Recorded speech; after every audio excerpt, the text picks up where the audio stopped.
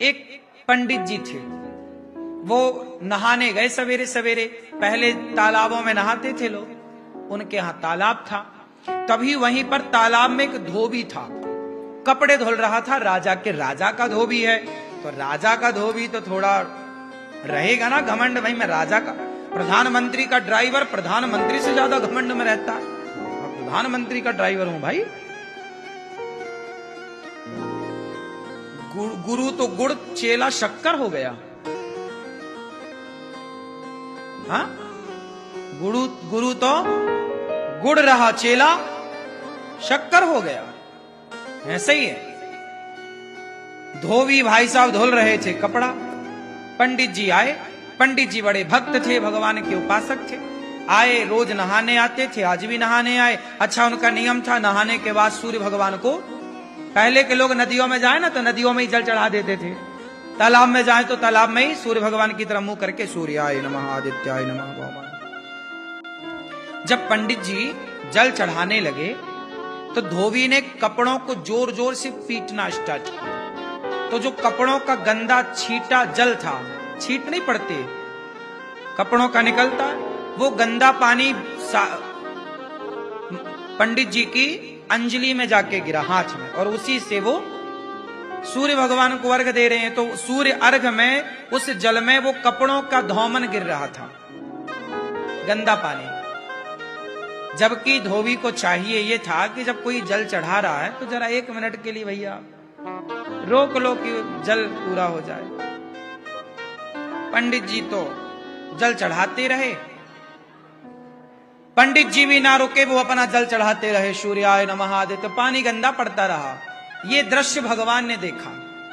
भगवान नारायण लेटे लेटे देख रहे हैं, अरे बड़ा गलत कर रहा।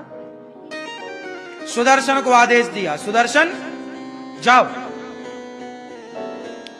जाओ धोबी का सिर काट के लाओ।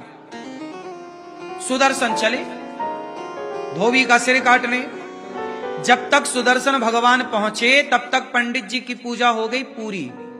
और जो पूजा पूरी हुई, पंडित जी ने बोला, क्यों रे नालायक, मैं पूजा कर रहा था, तुझे दिखाई नहीं पड़ रहा? 2 मिनट रुक नहीं सकता? गंदा पानी डाल रहा।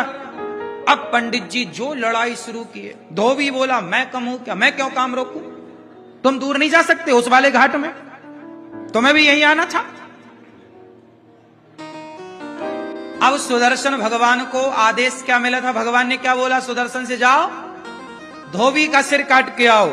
अब सुदर्शन जी आए तो वहां तो लड़ाई चल रही थी पंडित जी में और धोबी में। सुदर्शन घबराए कि भगवान ने कहा है कि धोबी का सिर काटना है, इन दोनों में धोबी कौन है ये कंफर्म नहीं हो रहा। सुदर्शन वापस चले गए। भगवान ने पूछा, हो गया सिर काटने का काम? अरे प्रभु, ये तो बताओ कि उन दोनों में धोबी कौन है? धोबी तुम्हें नहीं पता? अरे बोले, दोनों वो लड़ रहे थे। अब दोनों जब लड़ रहे, दोनों का स्वभाव एक सा है, तो कैसे पहचाना जाए? आप भी तो धोबी की तरह हो गए।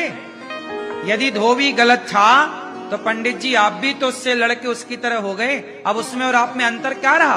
तो सुदर्शन भगवान बोले, वहां तो 2 धोबी हैं, किसे काटना है बताओ? सुदर्शन भगवान से भगवान ने कहा, तुम वापस आओ, किसी को मत काटो। क्या मतलब हुआ इसका? क्या सीखा आपने इस कथा से? जब जवाब आप स्वयं देते हैं तो भगवान चुप हो जाते हैं कि जवाब तो आपने दे दिया। पंडित जी ने जवाब ना दिया होता उस धोबी को तो भगवान जवाब देते कि नहीं? इसलिए कोई आपको गाली दे, आपको अपमानित करे, आप तो सॉरी कान पकड़ लो, भैया आप सही हम गलत। आप जब आप जवाब नहीं देते तो ईश्वर जवाब देते हैं, और आप जवाब दे देते हैं तो भगवान ठंडे पड़ जाते, भैया तुम ही निपटो सुरझो, फिर हमें काहे।